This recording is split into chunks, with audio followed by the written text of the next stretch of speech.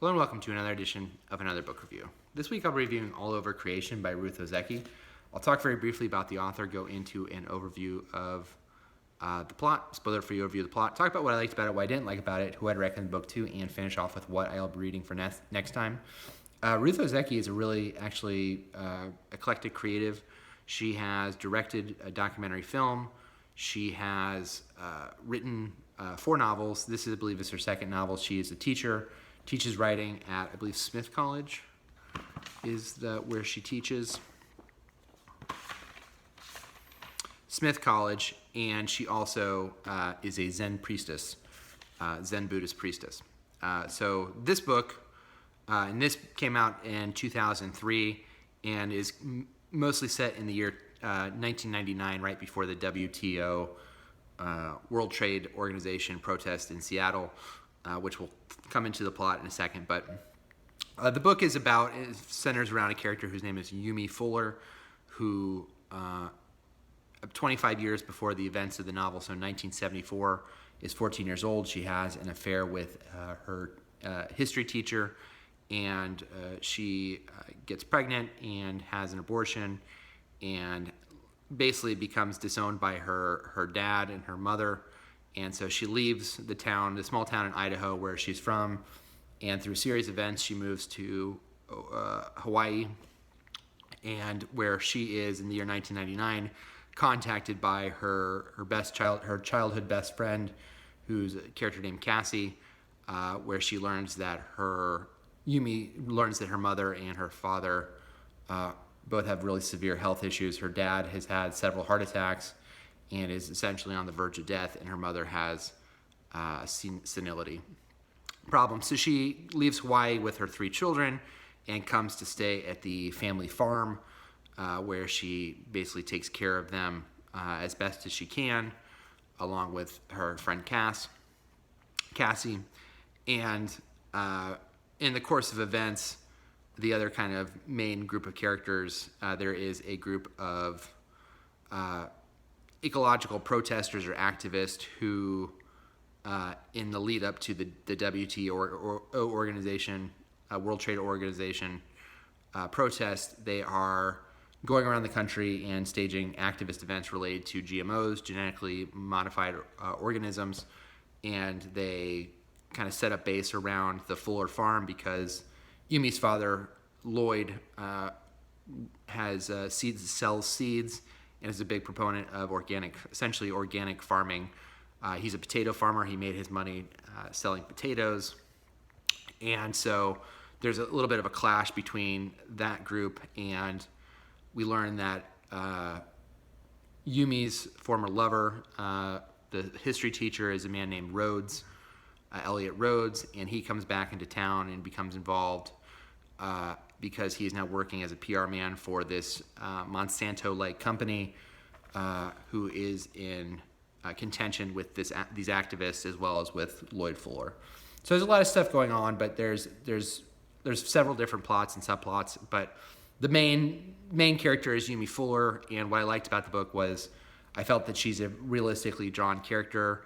She's not a terrible person, but she certainly has flaws, and she certainly does things that are not always in her or the best interest of other people.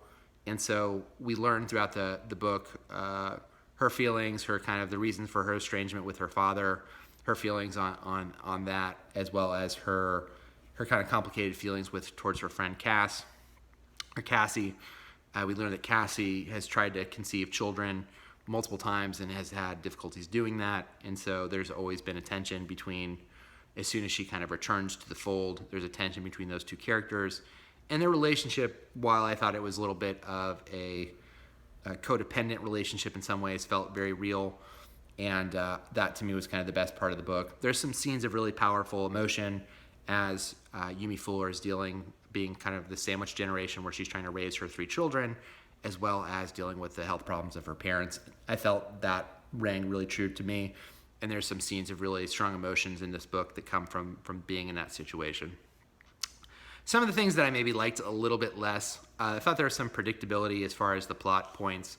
I don't think the book ends as strongly as it could have. There's some things that are kind of left unspoken. There's specifically to me, kind of, because there's like plots and subplots and a lot of characters, I was expecting certain relationships to have a fuller climax and resolution than they did.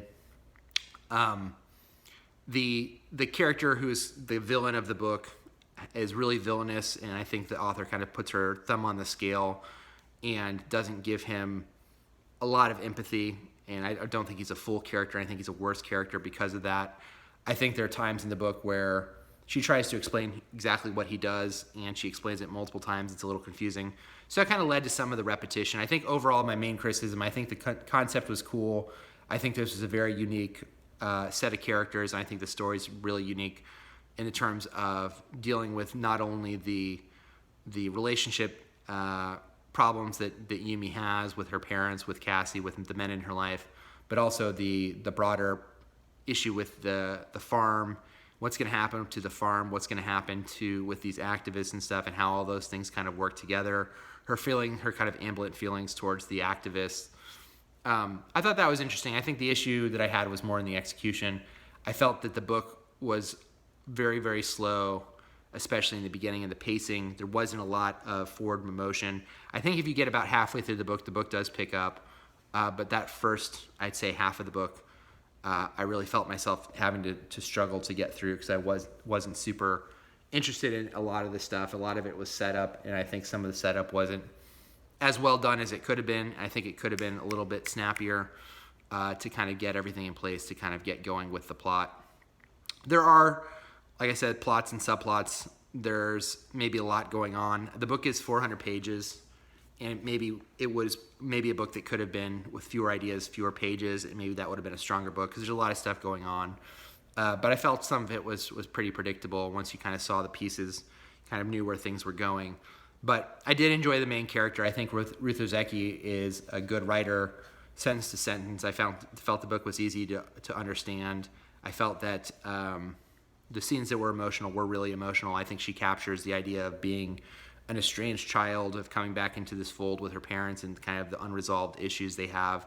I felt that all rang true, and I think the scenes that she has with her father, I think, are really strong. And I think the scenes that she has with her kind of childhood best friend are strong. Some of the other scenes maybe less so, and there's a lot of characters to kind of keep track of, and there's some of the subplots that are maybe less well developed than others. But if you're someone who is interested by the concept, if you take a look at the back cover, and you're someone who's interested in ecology and are interested in activism, or interested in kind of the sandwich generation of what it means to be to leave someplace and then be returned years later, kind of the story of the prodigal son, in this case, the prodigal daughter. If you're interested in any of that, then it may be something to check out. I think I would read something else from her in the future if I was interested in the concept, but I think my issues with this one is I do wish that it was a little bit more. I wish it had been a little streamlined, and I wish it had a little bit more propulsion to it. But overall, I think it was an okay, solid book. But that is Ruth Ozeki. I wouldn't recommend it. I will say this: there is, as I mentioned before, there's an abortion, which is kind of a central plot point in the book. There's also I'm trying to think. Yumi, when she has her child or has the procedure done, she is, I believe, 14 or 15, and so it's a statutory rape. If that's something that's triggering, because she does have this relationship with her teacher, if that's something that's triggering to you, then I can understand why you wouldn't want to read that, and I just want to put that out there too. As far as other stuff, there is like a brief act of violence in the book. There's one death in the book. I'm trying to think if there's anything else that's a couple deaths in the book actually, but other than that, I think those are the only things that would maybe cause pause for people. But those are my problems with it. Like I said, if there is something else that she wrote, I'll check out her other novels to see if any of them catch my interest. But my biggest issue, I think, with this one was the pacing, and I think it could have been a little bit snappier, and I think it could have maybe been streamlined, and some of the subplots felt kind of unnecessary. So that's Ruth Ozeki, All Over Creation. Next time I will be reading Story Genius by Lisa, I believe it's Cron, and unfortunately I don't have a cover to share. I'll be reading it on ebook. If you haven't read anything else by Ruth Ozeki, I would be interested if you could leave a comment in the comment section below how this stacks up to her other 3 novels.